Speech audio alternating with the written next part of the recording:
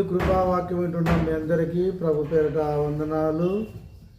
పరిశుద్ధ బైబిల్లో నుండి మనము ఒక వచనాన్ని చదువుకుందాము.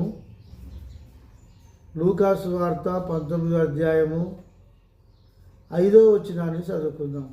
యేసు ఆ చోటికి వచ్చినప్పుడు కన్నులెత్తి చూసి, జక్కయ్య త్వరగా దిగుము, నేడు నేను నీ ఇంట్లో ఉండవలసి ఉన్నదని అతనితో చెప్పగా,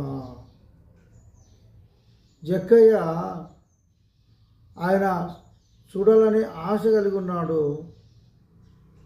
ఆ ఆశను ఏం చేసిందంటే, జక్కయ్య ఏ మార్గంలో వెళ్తాడో అని కనుక్కున్నాడు.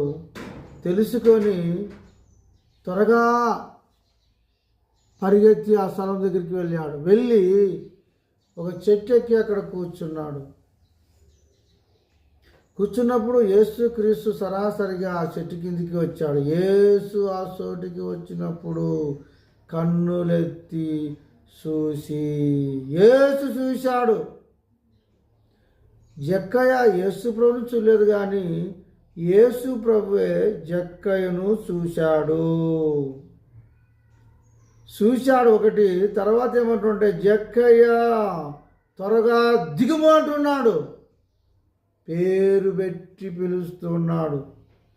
పేరు పెట్టి పిలిచినప్పుడు జక్కయ్య ఆశ్చర్యపోతున్నాడు. అయ్యో, నేను చూడాలనుకున్నాను, కానీ నా పేరు పెట్టి పిలుస్తున్నాడు యేసు.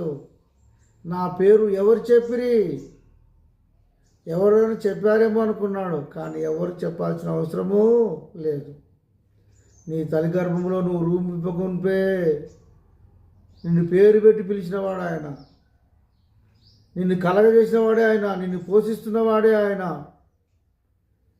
నువ్వు ఏ ఆశ కలిగి ఉన్నావో ఆ ఆశను ఎరిగినవాడు, నీ ఉద్దేశములు ఎరిగినవాడు, నీ తలంతులను ఎరిగినవాడు, నిన్ను సమస్తము ఎరిగినవాడు గనక ఆయన జక్కయ్య త్వరగా దిగుము అంటూ ఉన్నాడు.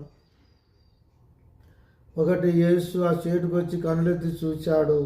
రెండోది, జక్కయ్య నువ్వు త్వరగా దిగుము అంటూ ఉన్నాడు. మూడో మాట మనం జ్ఞాపకం చేసుకున్నట్టయితే, నేడు నేను నీ ఇంట్లో ఉండవలసి ఉన్నదని అతనితో చెప్పాను.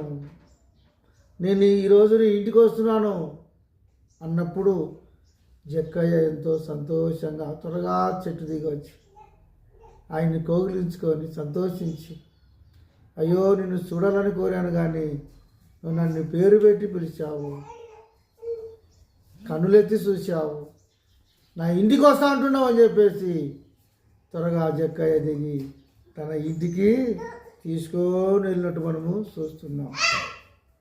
ఆశ కలిగిన ప్రాణాన్ని దేవుడు తృప్తిపరిచే దేవుడు. ఈ మూడు మాటలు దేవుడు దీవించి ఆశీర్వదించును గాక. ఆమేన్.